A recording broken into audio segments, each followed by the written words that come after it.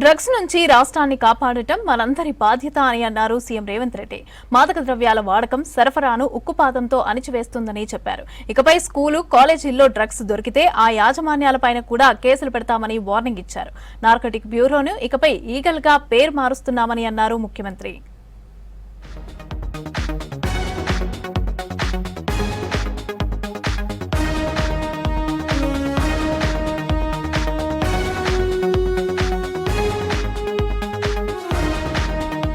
రాష్ట్రంలో డ్రగ్స్ కట్టడికి మరిన్ని కఠిన చర్యలు తీసుకుంటామన్నారు ముఖ్యమంత్రి రేవంత్ రెడ్డి. కాలేజీలు, స్కూళ్లలో డ్రగ్స్ దొరికితే యాజమాన్యాలపై కూడా కేసులు పెడతామని హెచ్చరించారు సీఎం.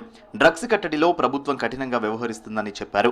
హైదరాబాద్ శిల్పకళా వేదికలో జరిగిన డ్రగ్స్ నివారణ, అక్రమ రవాణా కార్యక్రమానికి CM Revanth Reddy chief guest గా అటెండ్ అయ్యారు.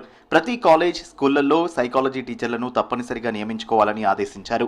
పిల్లల వ్యవహారంలో మార్పులు గమనించాల్సిన బాధ్యత టీచర్లదేనని చెప్పారు సీఎం. త్వరలో పాఠశాల, కాలేజీల యాజమాన్యంతో సమావేశం ఏర్పాటు చేస్తామన్నారు ముఖ్యమంత్రి. వాళ్ళ స్కూళ్లకు, వాళ్ళ కాలేజీలకు పంపిస్తే లక్షలాది రూపాయల ఫీజులు కడితే వాళ్ళను పర్యవేక్షించకుండా, బాధ్యత తీసుకోకుండా ఫీజులు తీసుకుంటాం కానీ బాధ్యత తీసుకోము అంటే కుదరదు.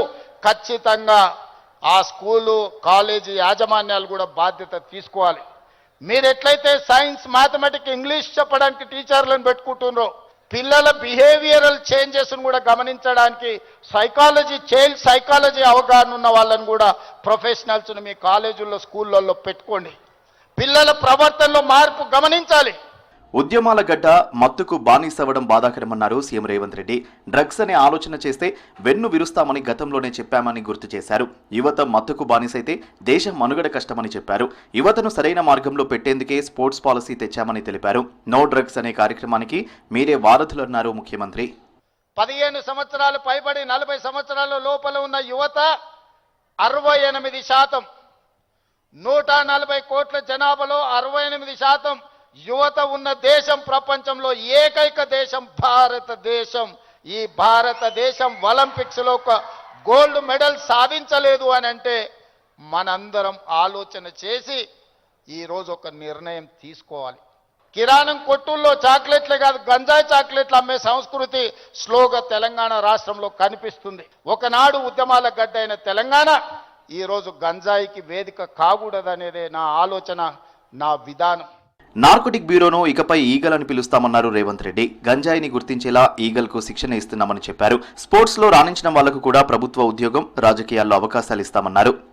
ఈగల్ అంటే elite action group for drugs law enforcement. ఈ రోజు నుంచి ఈ ఆర్గనైజేషన్ పనిచేస్తుంది. ఈ గద్ద మీరు ఎక్కడ గంజాయి పండించినా కనిపెడుతుంది. తెలంగాణలో ఉండే 1,50,00,000 ఎకరాల వ్యవసాయ భూముల్లో ఎక్కడైనా గంజాయి మొక్క మొలిస్తే కూడా ఈ డిపార్ట్మెంట్ గుర్తుపడుతుంది. రైజింగ్ తెలంగాణ కోసం సీఎం రేవంత్ రెడ్డి కష్టపడుతున్నారన్నారు రాష్ట్ర మంత్రి అడ్లూరి లక్ష్మణ్. యువత సరైన మార్గంలో నడవాలని చెప్పారు. డ్రగ్స్ రహిత సమాజం కోసం ప్రతి ఒక్కరూ కృషి చేయాలన్నారు.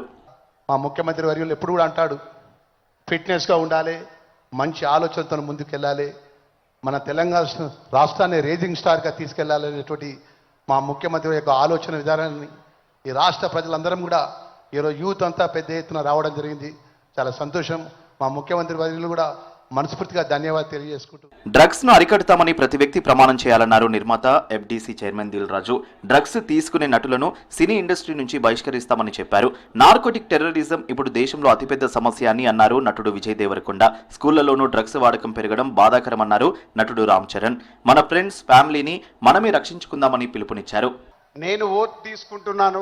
నేను కానీ, నా కుటుంబ సభ్యులు కానీ, నా స్నేహితులు కానీ, నాకు తెలిసిన వారు ఎవరు కానీ డ్రగ్స్ తీసుకోకుండా నేను చేయగలుగుతాను. అలాగే నాలాగే మీరు అందరు ఓటు తీసుకుంటే ప్రతి కుటుంబంలో, మన తెలంగాణ రాష్ట్రం మొత్తం డ్రగ్స్ లేకుండా చేయగలుగుతాం. ఇలాంటి అవేర్నెస్ మనకి ఈరోజు అవసరం. ఈ మధ్య తెలంగాణ ఎఫ్డీసీ నుంచి తెలుగు చలనచిత్రం కూడా నేను కోరుకునేది ఒకటే, అలాంటి ఫిలిం ఇండస్ట్రీలో ఎలాంటిదైనా జరిగిందని తెలిస్తే వాళ్ళని నిర్మూలించినప్పుడు, వాళ్ళని నిషేధించినప్పుడు సొసైటీకి, సినిమా ఇండస్ట్రీ నుంచి కూడా ఒక మెసేజ్ వెళ్తుంది. తెలంగాణను డ్రగ్స్ ఫ్రీ స్టేట్ గా చేయడానికి ప్రమాణం చేయించారు సీఎం రేవంత్ రెడ్డి. ఇటు సురేష్ పానీ తీసిన యాంటీ డ్రగ్స్ షార్ట్ ఫిల్మ్ ను సీఎం రేవంత్ రెడ్డి రిలీజ్ చేశారు. సే నో టు డ్రగ్స్ పేరుతో తీసిన ఈ షార్ట్ ఫిల్మ్ పలువురిని ఆకట్టుకుంది. నల్గొండ గద్దర్ రాసిన పాటను సీఎం రిలీజ్ చేశారు.